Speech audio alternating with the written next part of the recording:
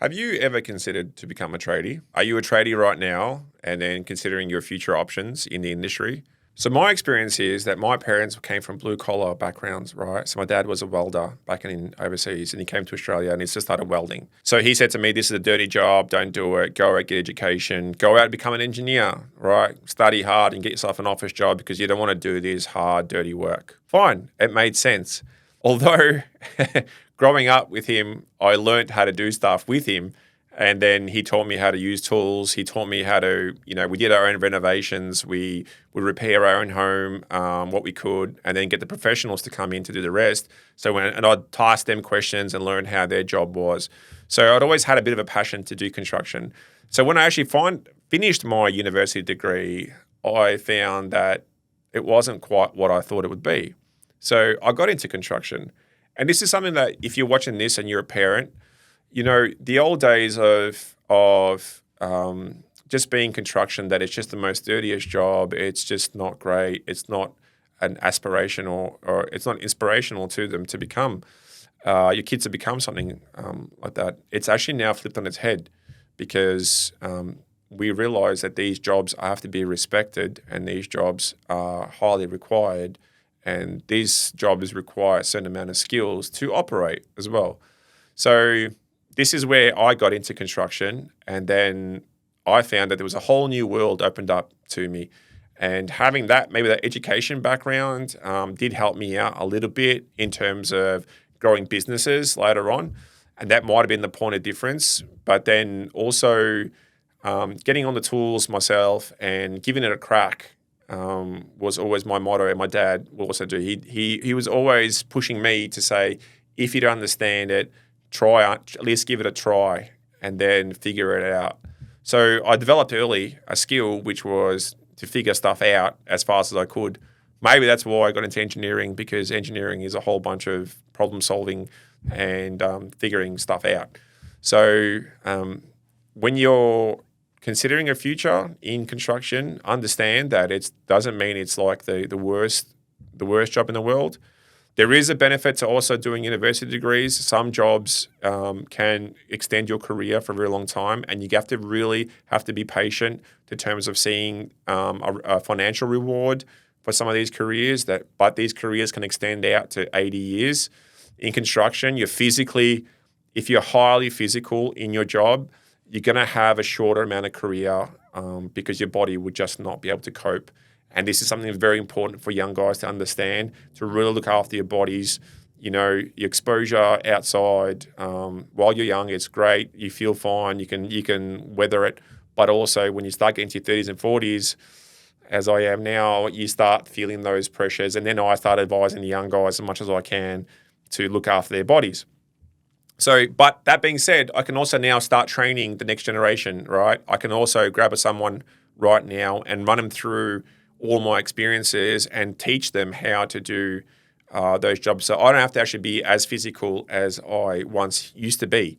So with that comes a responsibility for the older generation now who have been in the industry maybe 30, 40 years to start training the next guys or continually training the next guys so that we have an abundance of people, of highly qualified people doing the jobs that we require. As we've been seeing lately on the news, there's massive shortages coming around. Now, I've talked to many builders, I've talked to many tradies themselves, and I've talked from the bosses down to the employees to the apprentices, and just sort of get a feel about what's happening in the market. Now, me personally, I left a higher education to become a tradie, which sounds a bit crazy, but when you look at some aspects of construction, there are benefits. One was income. The difference was it was very hard for me to set up my own business coming out of university because I had to work for somebody for many years before I can even qualify, before I even thought about starting my own business. And those businesses usually took hundreds and thousands of dollars to start off with. So the entry point is actually very, very high. But to start a tradie business, the entry point was actually very low. Now, that's excluding some tradies, of course. The obvious difference is tradies such as carpenters, electricians, plumbers do really require 4 years of investment to become one licensed and qualified. To get all the qualifications, it is a main point to get a high amount of experience before you actually consider even starting your own business. So I want to talk about today about which trade you want to become, what is the prospect of making money, and how is let's say the experience cycle that we start seeing common stories happening throughout a tradee's life.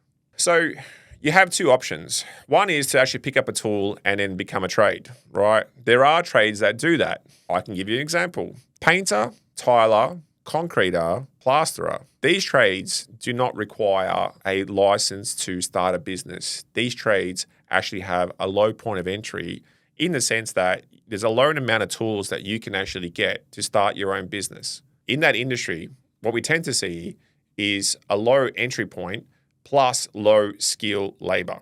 This drives down the price. Why? Because it tends to have a lot of people starting in these industries from no expenses.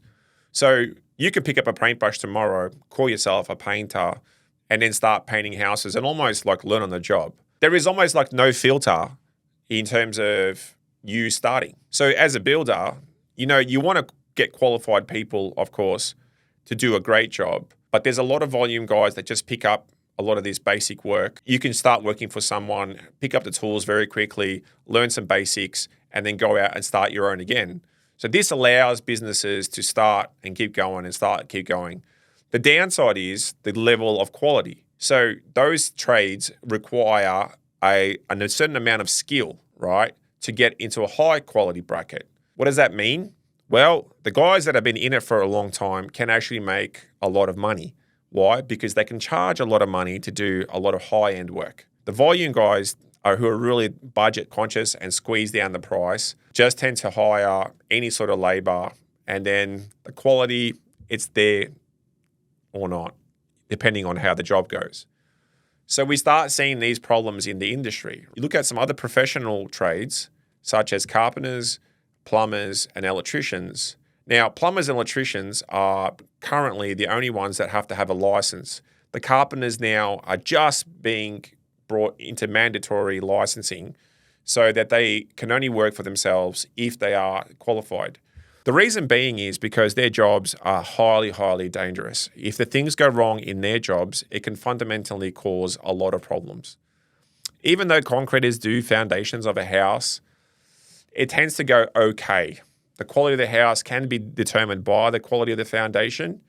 So there's a bit of hit and miss there. But generally speaking, they're very highly policed in terms of meeting the engineered requirements, setting the steel up, and that gets inspected. The timber frame, on the other hand, and of the house is holding up the whole structure. So it holds up the roof. So if that roof falls on you, then we're going to have some serious problems, obviously. An electrician, you can also imagine electrocuting somebody if it's not done correctly. And plumbers, you can have giant water leaks. You can have issues such as gas leaks, which can potentially kill a lot of people. So this is why you tend to see a qualified carpenter or electrician or a plumber be paid a certain amount from base. Now, the system used to go that these guys would then go on to work on these jobs. The problem is that a lot of them can't do the job by themselves. So they go out and then they hire apprentices, or they hire some qualified people at a certain X amount of income. This leads to two problems. One problem is training an apprentice up and finding an apprentice who's willing to do the hard yards to get qualified, because these jobs can be complex and there's a high amount of regulation that has to be followed. You can't just simply connect a pipe and just think it's okay. Obviously, it has to be met with a certain amount of glue and connections, because if it goes wrong, the damage is very high. The good side is that these businesses now, no one can start these businesses overnight. So the bar, once you actually finish the 4 years, you can actually expect to earn a high amount of income, or higher than usual. This is always represented in whenever you see a chart on who earns how much in the construction industry.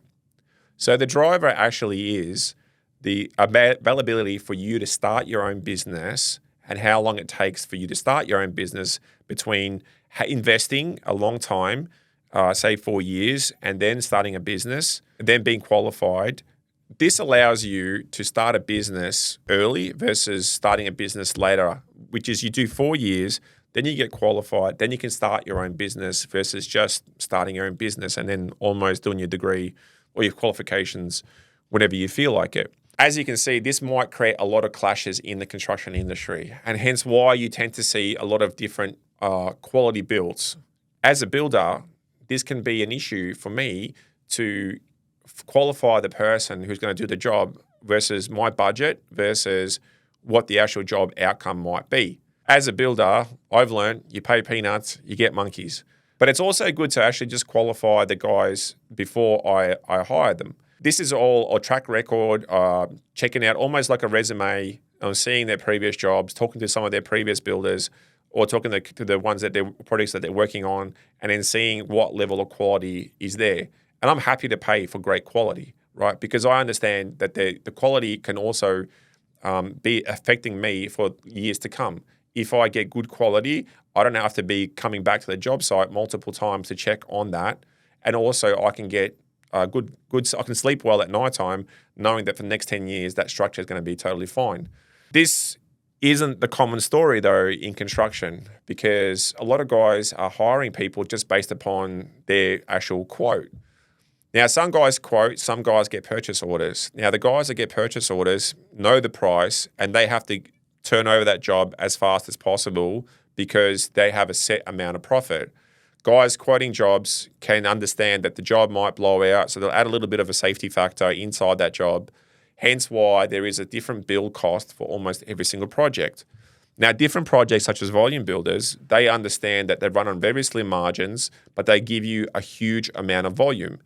This can guarantee you a certain amount of work. So if you have an apprentice or multiple people working for you and you need a certain amount of work to continue on, you can have reliable income or at least a reliable amount of volume to continue on, so you're not actually going out and chasing work, that the work is chasing you. The other thing is, if you can go to custom builds, you can always charge a little bit more, but the availability of jobs doesn't come in steady. And it's always hard to balance between working a 9 to 5, Monday to Friday, versus, hey, I've got 2 jobs on the exact same time, they've got deadlines, and I've got to do a Saturday, Sunday to try and keep up with the volume. And then you're going to have to ask your guys if they can work on Saturday, Sundays. Is it going to happen? Who knows? But this is the art of running a business versus actually being a tradie. And a lot of guys get that confused. The biggest problem we see in the industry is that guys that get qualified all of a sudden go out on their own and say, I'm going to go work for myself because I believe I can make a lot more money. And sometimes they can, because the first checks come in and then you are taking the margin of profit and you've quoted well and you've turned that job over and it's totally fine. The problem arises when you start having a whole bunch of clashes and then you forget how to run a business, which is primarily cash flow. We're seeing far too many young guys and even experienced guys getting caught out in construction because they don't understand that running a business is very different to doing the actual job, and that running a business is actually a full-time job. So they end up having 2 full-time jobs, running the site during the day and then running the business at nighttime. So they'll come home, they have to do all the paperwork, they got to make sure that they're tax compliant, they got to make sure they're chasing their or sending out their invoices and then chasing the money coming in. Where they get caught out is if something goes wrong, the builder's not paying, the money's moving slow, they've done 10 jobs and none of the money's coming in. They got to pay their guys during that week, but they don't have enough cash flow inside, or they haven't set up a facility to borrow money to pay their guys weekly while their income comes in, because that income is not consistent. That income can vary from a day to months on end, depending on the project, right? And depending on the terms and conditions that you guys are operating on. Some guys tend to develop and build their businesses up and then take on bigger, more risky jobs. They move on from domestic market to, let's say, low-rise commercial, so 3-4 stories. And if they do well at that, they might move on to larger scale commercial, which requires a lot of guys, a lot of other challenges such as unions, access on site, payments or non-payments is another big one we also see. So when you're considering doing a career in construction, ask yourself, what do I want to do? And ask yourself, what are the challenges with every single business? Some of the challenges actually could be just, for example, tools. I know myself that when I see a carpenter turn up, they have thousands, if not tens of thousands of dollars carrying with them. They've got 20 different saws and drills and a whole bunch of tools that they have to carry with them, because to do their job properly, they have to have access to those tools, because those tools can make the job a lot quicker. So when I see a proper setup, I'll see guys turn up with a truck almost and having a whole, or a truck and a ute and a trailer with compressors on it, with cabling, with all the spare parts and nuts and bolts, because they don't want to keep going back to the shop and picking up all the random stuff. They want to be on the job, smashing out the job and finishing. You can imagine also plumbers have a whole high amount of tools as well that they need, almost like the carpenters. And then there's also the carrying materials. Electricians have to have X amount of cable on them. Their tools maybe aren't as large or as expensive as maybe as the carpenters and plumbers. But then you move down to, like tilers. Now, a tiler has to carry a bunch of glue, a few trowels, a tile cutter. There might be some specific ones here or there, but it's nothing even comparable to, say, a carpenter. Painters have compressors, pumps, spray guns, and then just a van that can carry all the actual paint that they might need from that job to job, or they can actually transfer that material to the jobs. So you're right, you have to have the right vehicle, you have to have the right amount of tools, and then can you carry those tools in that vehicle? And this is where, people see debate in the government saying, tradies and the utes and blah, blah, blah, and we should stop utes from being on the road, which I just laugh at those people and say, you've got no idea what it takes to run a business, especially being a tradie, and just even having a ton of material at the back of your ute. What that means to be able to transport that not all cars can carry more than, a couple of 100 kilos in the back of a boot versus a proper 1 ton ute that can carry a 1 ton on their tray. So your vehicle, your setup costs, and how you are set up with your overheads. Some businesses tend to run on small scale. So, for example, you might see tilers that are just a one-man show, or maybe a tiler and maybe just a labourer. This is very low overheads. You can transfer jobs. You can stay home between jobs, usually working Saturdays and Sundays to try and catch up between projects. But you're also chasing up different custom jobs. You're quoting more. You're trying to book guys in, and then the problem with you is that the more qualified you get, or the more skilled you get, the higher the income, but also the quality of work has to step up, because tiling, and like painting, is a finished product. So everyone would see your little defects, whereas some of the other businesses you can clutter and hide a lot of the imperfections, right? So it's not as precise. Now, for example, painting, you can always sort of see it's just putting paint on the wall. Some of the volume houses, you can say, yeah, it's kind of like that, but then obviously there is a massive skill in getting a really great finish and prepping and doing a professional finish painter takes years to get to, and understanding the materials, understanding temperature, understanding the way that the product works, and just controlling a paintbrush. Like, I've tried to paint certain projects in my past, but if you've ever tried to cut a line, you can always see how a painter does it in this gliding motion versus you sitting there wobbling, and your hand is creating all these amazing little lines. So, not to discount any of these trades, there is a professional level in all of them. There is just a different set of entry barriers to these jobs. But the big thing is that when you step up from being a trade and qualified to actually running a business, that you have to understand that some guys are better off just being employees, and great employees where they can earn a certain amount of money and earn pretty great money working for a boss, because they might not have the skills or the mindset that's required to work as being a boss. Now, I've stepped up and I've sort of experienced all of these. I've been on my own. I've worked for companies. I've been a builder. I've been a developer. So I have a bit of experience in terms of what it's like and where the chain is all or how the cookie crumbles, as they say, in terms of designing a house, quoting, and having a budget. So as a developer, I set up a budget. I know some construction costs because I build them. Then I also know that if I design them properly, that the trades can work a lot more efficient. What is more efficient for the trades to organize for them, having materials on site, being a bit more organized, booking these guys in, giving them enough lead time, and then understand that every single trade is all tied in together because it's sequential, right? You can't do trade B without doing trade A. And then how trade A works sometimes affects trade B, and then that can also affect the price. In the end, the finishing trade, they're the ones that all that product gets seen. The quality of the stone, the quality of the kitchen, the quality of the tile layout, and the quality of the tile finishing.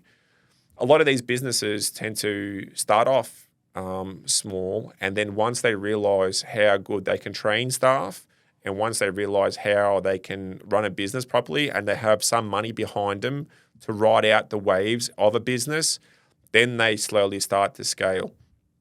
And this would be my advice to anyone out there who is either a trade right now or thinking about becoming a trade. Pick your field, because there's multiple fields. You can pick in the volume, you can go into the custom design homes, you can go into the high-end finish homes, you can go into smaller scale builders versus large scale builders. But primarily, you also have to know that you never stop learning. Don't just learn your trade.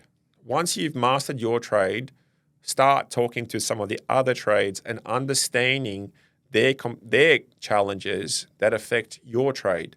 So I have a really good flooring guy, and he's expanded on just floor leveling because he understands that concrete slabs are never right, or they're never in tolerance, right? Because it's a very hard job to do to get it within tolerance. So, and me as a builder, I allow for floor leveling to make sure that his job comes out very well. And then he would give me advice sometimes and say, hey, I really think we should improve this little part here. And he has all the tools with him. And now he runs a professional shop.